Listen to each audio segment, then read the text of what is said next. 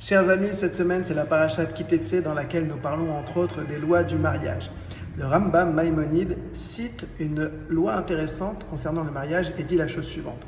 Si jamais une personne a épousé une autre dans l'intention de divorcer plus tard, le mariage n'est pas valable. Ceci est tout à fait logique pour deux raisons. Tout d'abord parce qu'il s'agit d'une tromperie, on abuse de la confiance de la personne vis-à-vis de qui on s'est engagé. Et la deuxième raison, beaucoup plus profonde, c'est parce que on touche à l'essence même de ce qu'est un mariage, l'union parfaite entre deux personnes, former un seul corps, une seule âme. Or, si l'un des deux n'est pas dans ce projet, tout le mariage n'est pas valable.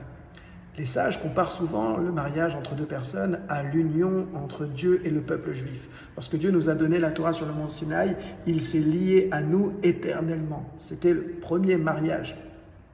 Mais certains posent la question en disant Dieu savait très bien que plus tard le peuple juif allait fauter et qu'il allait l'envoyer en exil. Et l'exil est une sorte de séparation, d'un divorce entre Dieu et le peuple juif. Alors à ce moment-là, le mariage était-il valable si Dieu avait l'intention de divorcer plus tard? Eh bien, le prophète Isaïe et Shayahu répond qu'il n'y a jamais eu d'acte de divorce entre Dieu et nous.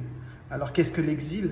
L'exil, c'est une autre façon de créer un lien avec Dieu. C'est vrai, lorsqu'on regarde les souffrances, l'antisémitisme, la haine qu'il y a autour de nous, on pourrait se poser la question, mais où est Dieu? Dieu nous aurait-il abandonnés? Jamais de la vie, chas v'shalom. Dieu est toujours présent, seulement il se cache, il se voile et il attend que nous allions à sa rencontre. Et c'est peut-être ça la période de l'exil, à nous de sortir de nos limites du quotidien et d'aller à sa rencontre. En particulier dans ce mois de Elul, où on nous dit que le roi est dans les champs et qu'il se tient tout proche de nous et qu'il accueille chacun avec un visage souriant et bienveillant, à nous d'aller à sa rencontre par l'intermédiaire de la Torah, de l'étude, de la prière, de l'accomplissement des mitzvot, de la tzedaka et de la lecture des Teilim. Shabbat Shalom.